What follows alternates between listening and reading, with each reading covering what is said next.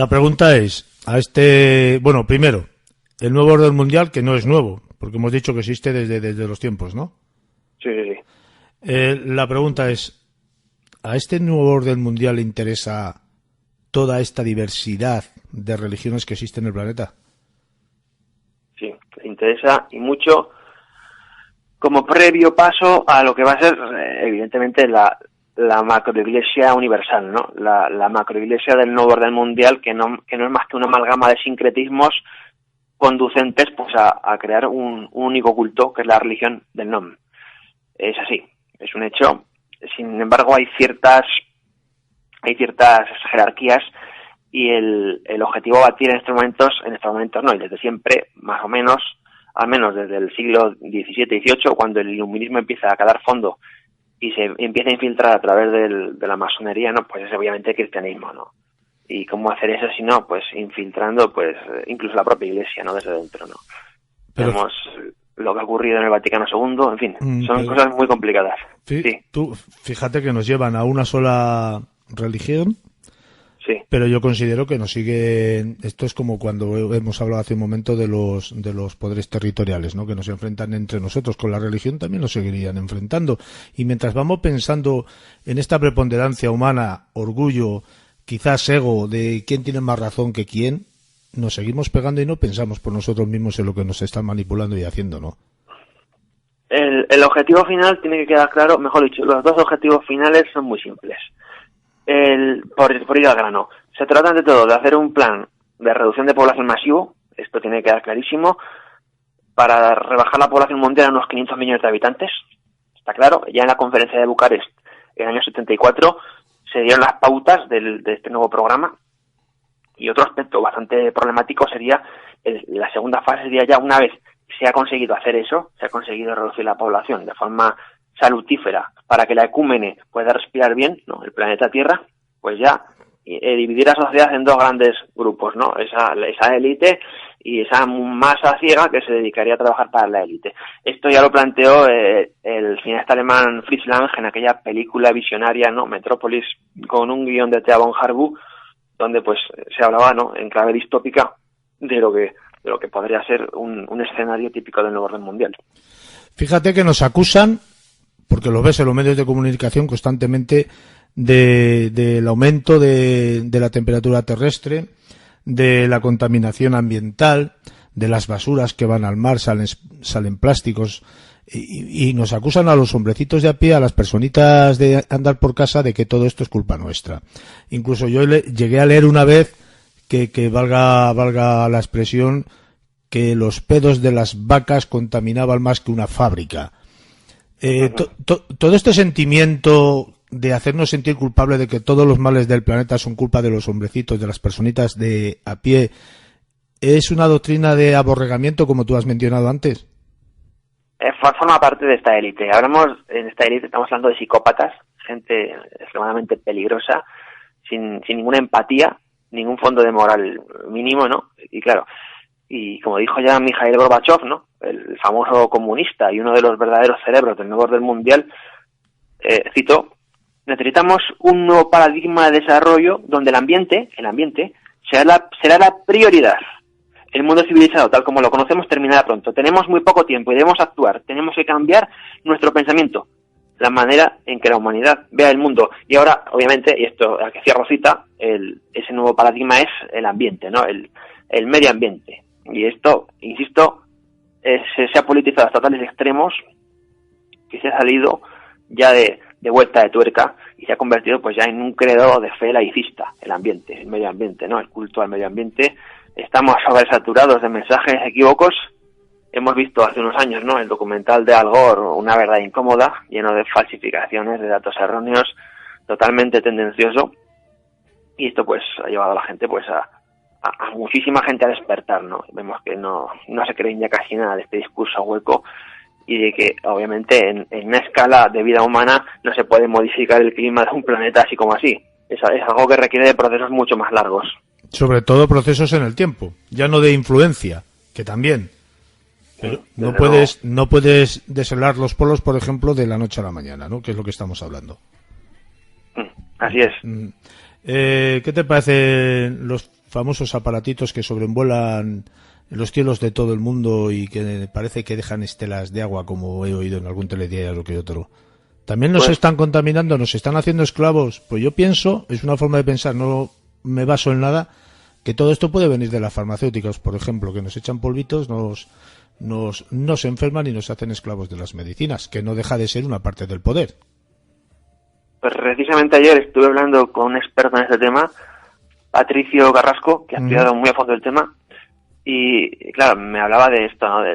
Estamos hablando de los chemtrails, ¿no? Y sus diferencias con respecto a los contrails, y cómo se trata de pues esta geoingeniería, ¿verdad?, del mal, como va encaminada pues realmente a unos procesos de eugenesia masivos, ¿no? Es un tema, si fuera realmente experto y tuviera autoridad, hablaría con esto, pero no hace falta ser ningún experto, basta que abramos los ojos, miremos al cielo y vemos cómo hay anomalías todos los días en los cielos que son bastante extrañas, no son propios de lo que es el cielo de España, ¿no?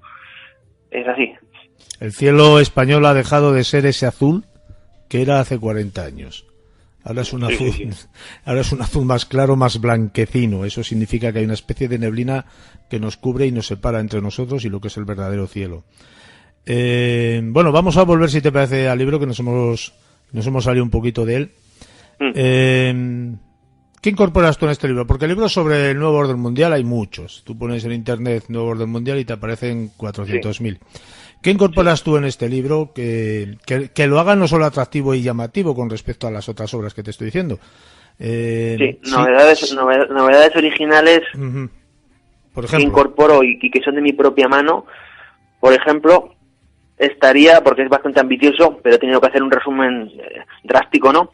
La historia filosófica del nuevo orden mundial. Cómo fundamentar el nuevo orden mundial en tanto en cuanto un proceso de 7 siglos de infiltración, ¿de acuerdo?, que van poco a poco a ir modificando, siempre por supuesto desde la perspectiva occidental, europea, ¿de acuerdo?, cómo van a ir modificando ese suelo europeo, le hace la cristiandad, para ir a través de una amalgama de tendencias que yo he clasificado en 3 grupos, a saber, filosofías de disolución, filosofías de contención y filosofía de disolución y de contención a la par, cómo van desde el siglo XIV, ¿de acuerdo?, con el auge del voluntarismo y del nominalismo, cómo van a cambiar, modificar el pensamiento europeo hasta llevarlo a su propia autodestrucción y tumba, tal y como en el siglo XIX y XX se termina de consumar. Y de cómo, por supuesto, de la logia a la cátedra, vemos como la masonería poco a poco va a ir usurpando todos los puestos clásicos en las cátedras y va pues a cambiar totalmente, a mutar lo que sería, digamos, la forma de pensar, ¿no?, europea, fundada pues en el dualismo de Aristóteles, en el idealismo de Platón, en el pensamiento de San Agustín, en todo eso que más o menos ha hecho grande Europa y que ha afirmado la identidad de los europeos. Como todo esto pues se va a desgajar hasta crear pues una verdadera basura abyecta que es la posmodernidad, ¿no? El colmo de las aberraciones unificadas en un propósito que es evidentemente pues negar cualquier verdad objetiva, ¿no? Crear pues una época de metarrelatos, de discursos polimorfos donde cada opinión vale lo mismo en función simplemente de que ha sido vertida. En fin, llegó a recopilar hasta 86 corrientes o escuelas, analizándolas una por una, y el resultado es bastante interesante, porque al final yo cuando hacía esto no daba crédito a lo que estaba viendo, pero me empecé a dar cuenta cuando llegué al siglo XVII y XVIII de que sí, de que efectivamente esto no es producto del azar ni es casual. Esto atiende a un programa eslabonado, trazado desde lo que vamos a decir la zona oscura, ¿de acuerdo? Y que tiene pues unos objetivos muy claros. Ayudará mucho a entender esto la lectura de los protocolos de los sabios de Sion, que es otro libro de cabecera que he tenido muy presente a la hora de elaborar esto.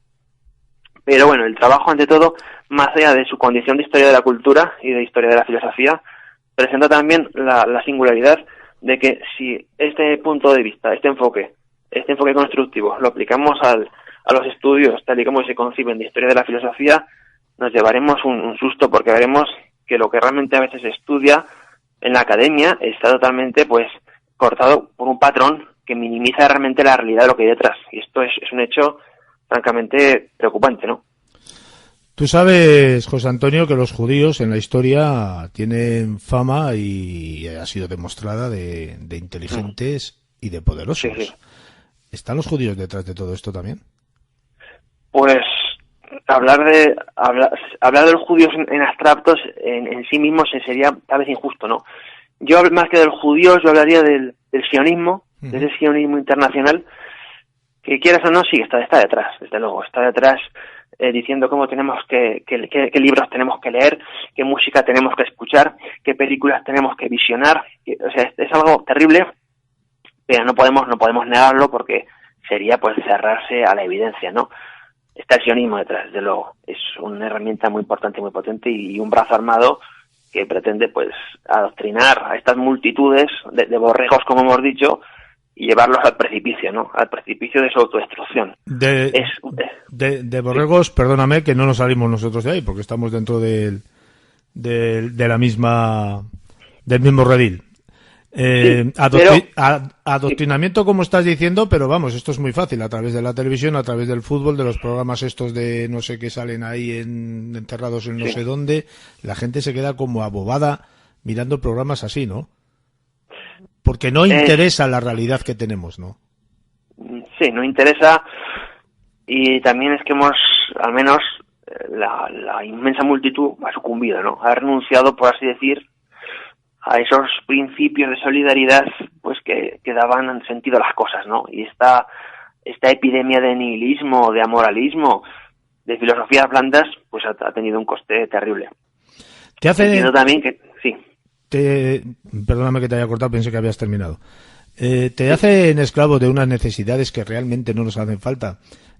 Por ejemplo, madrugas, te levantas a trabajar, vuelves, comida, niños, duermes, madrugas, vuelves a trabajar, otra vez, hasta el punto de que tú te crees que la función en tu vida es esa. O sea, no tienes derecho a nada más que unas pequeñas vacaciones, a veces con la suerte de, si tu sueldo es algo elevado, de pagártelas de tu bolsillo, y si no, toma, ya te doy el préstamo, ¿no? Así es triste decirlo, pero esa vorágine cosificadora parte de eso, ¿no? De esa nueva visión de la vida sin mayores perspectivas, ¿no? Donde todo se reduce pues a unas necesidades materiales mínimas colmadas y a un horizonte doméstico mínimamente aburguesado, pero es una buena tendencia, ¿no? De ver cómo en España, al menos, la mayoría de la gente pues ha perdido ya ese atavismo por las cosas suyas, ese concepto de patria, ¿no? Hoy en día, que sin citar a Maurice Barrés, ¿no? Podemos hablar de que ya estamos en era de absolutos desarraigados, donde todo se reduce pues a las cosas más inmediatas. Yo lo veo en el colegio.